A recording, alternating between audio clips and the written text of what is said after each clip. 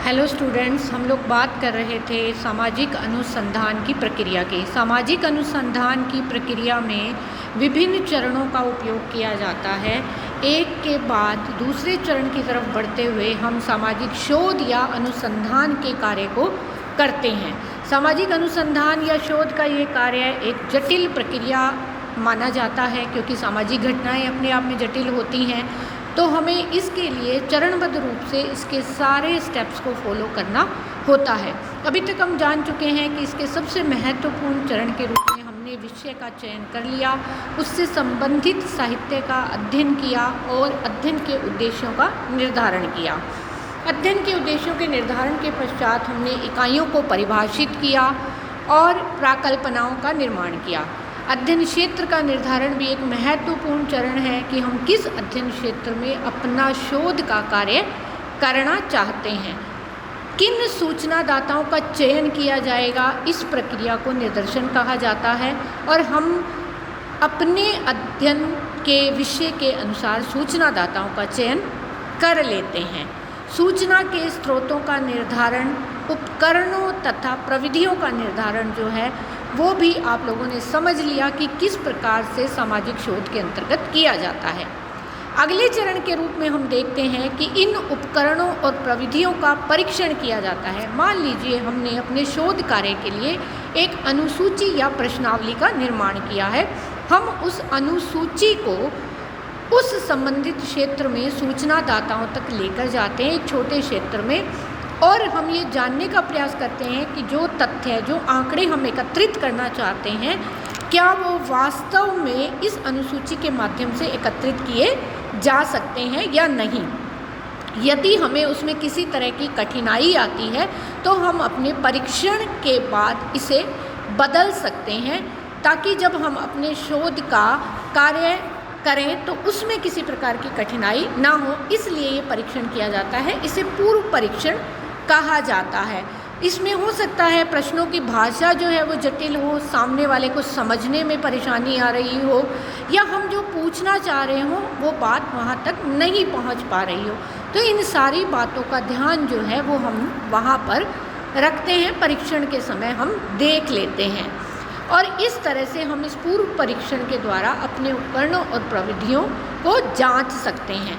अगर हम प्रश्नावली विधि का प्रयोग कर रहे हैं तो हम देखते हैं कि ये प्रश्नावली लोगों तक जब पहुंचती है, क्योंकि प्रश्नावली का प्रयोग जो है वो दूरी के तथ्य एकत्रित करने के लिए किया जाता है, तब हम ये देख लेते हैं कि लोग उसमें कितना हमें रेस्पॉन्स कर रहे हैं और वो उन बातों को समझ पा रहे हैं या नहीं समझ पा रहे हैं। हमें उसमें जो परिवर्तन की आवश्यकता होती है वह परिवर्तन हम कर देते हैं।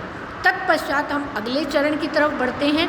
अगला चरण तथ्यों का अवलोकन और संकलन करना होता है। अवलोकन का अर्थ है आंखों द्वारा देखकर घटना या तथ्यों की जानकारी प्राप्त करना। अब आप यहाँ पर ये देख लीजिए कि ये अवलोकन की जब हम बात करते हैं तो कहा जाता है, मोज़र ने कहा कि हम यहाँ पर कानों की अपेक्षा जो है वो आँखों से देखी हुई बात को ज़्यादा महत्व देते हैं, और हो सकता है कि बोलने वाला या सूचनादाता हमें कुछ और कह रहा हो, लेकिन उसके हाव भाव हमसे कुछ और बताने की कोशिश कर रहे हों, तो हमारा अवलोकन जो है वो बहुत सूक्ष्म होना चाहिए। अवलोकन के भी बहुत सारे प्रकार हैं। हम किस प्रकार के शोध में किस प्रकार के अवलोकन का प्रयोग करेंगे, ये हम आगे के अध्यायों में अध्ययन करेंगे। तो अवलोकन के द्वारा, साक्षात्कार के द्वारा हम तथ्यों का संकलन करते हैं, और ये विधि प्राथमिक तथ्यों के संकलन में उपयोग में ली जाती है। जब हम तथ्यों का संकलन कर लेते हैं तो अगले चरण के रूप में हम तथ्यों का संपादन, संकेतन, वर्गीकरण और सारणीयन करते हैं।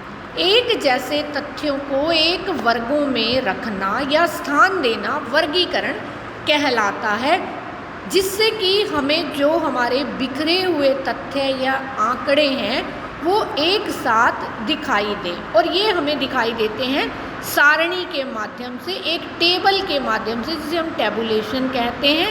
सारणीयन की प्रक्रिया जो है वो बिखरे हुए हौच पौच तथ्यों को एक अच्छा रूप प्रदान करती है और एक व्यक्ति जो है वो एक ही बार में बहुत सारी बातों की जानकारी प्राप्त कर लेता है सारणियन के माध्यम से। तो हमें सारणियन की आवश्यकता शोध में इसीलिए पड़ती है कि हमारे जो तथ्य हैं उनको हम एक साथ रख सकें और उन्हें देख सकें। जब हम तथ्यों का सारणियन कर देते हैं, पहले वर्गीकरण करके उनका सारणियन करते हैं और सारणी बना लेते हैं, तब हम उन तथ्यों का विश्लेषण और उनकी विवेचना करते हैं। तथ्यों का विश्लेषण जो है वो सारणी के आधार पर किया जाता है कि उस सारणी में दिए हुए आंकड़े उस के बारे में क्या कहना चाह रहे हैं, हमारे शोध के बारे में हमें क्या बताना चाह रहे हैं। तो वो विश्लेषण और विवेचना हम उसके अंतर्गत करते हैं और फिर हम अपने शोध के निष्कर्ष तक पहुंचते हैं कि जो तथ्य हमने एकत्रित किए गए हैं, हमारे शोध का क्या निष्कर्ष है, उसको लिखते हैं, सामान्यीकरण करते हैं और नियमों के प्रतिपादन तक पहुंचते हैं। और प्रतिवेदन या रिपोर्ट का प्रस्तुतिकरण इसका अंतिम चरण होता है। पूरी की पूरी रिपोर्ट समस्या या विषय के चयन से लेकर निष्कर्ष तक हमें एक प्रतिवेदन के रूप में प्रस्तुत करनी होती है। जब हम इस प्रतिवेदन का प्रस्तुतिकरण करते हैं तो इसमें हमें एक बात और ध्यान में रखनी होती है कि हम इसमें एक सार या एक संक्षेपता में भी प्रतिवेदन का प्रस्तुतिकरण करते हैं, जिसमें कि हम बहुत थोड़े शब्दों में उस पूरे शोध की बातों को या निष्कर्ष को बताने का प्रयास करते हैं। किसी भी शोधार्थी के लिए, किसी भी अनुसंधानकर्ता के लिए ये शोध सार या अनुसंधान का सार जो है बहुत हेल्पफुल या मददगार होता है, जिससे कि वो दूसरे लोगों को अपने शोध के बारे में जानकारी प्रदान कर सकता है, अपने अनुसंधान के बारे में बता सकता है। अब हम यहाँ पर देखते हैं कि जो हमने अपने उद्देश्यों का निर्धारण किया था उसके हिसाब से उसके ही अनुरूप हमारे निष्कर्ष आए हैं या नहीं आए हैं। समाजशास्त्र के विद्यार्थी होने के नाते आप लोगों को यह बात ध्यान में रखनी चाहिए कि यहाँ पर हम क्या, क्यों, कैसे की चर्चा कर रहे हैं, उसी के अनुरूप हम अपने शोध के कार्य को आगे बढ़ा रहे हैं। यहाँ पर हम क्या होना चाहिए की बात नहीं करते हैं, क्योंकि समाजशास्त्र क्या होना चाहिए की बात नहीं करता है। यहाँ पर वो सैद्धांतिक समाजशास्त्र की बात के अंतर्गत हम इस सबको रखते हैं। इसलिए हमें अपने शोध कार्य में इन सब बातों का ध्यान रखते हुए प्रतिवेदन का प्रस्तुतिकरण करना चाहिए। धन्यवाद।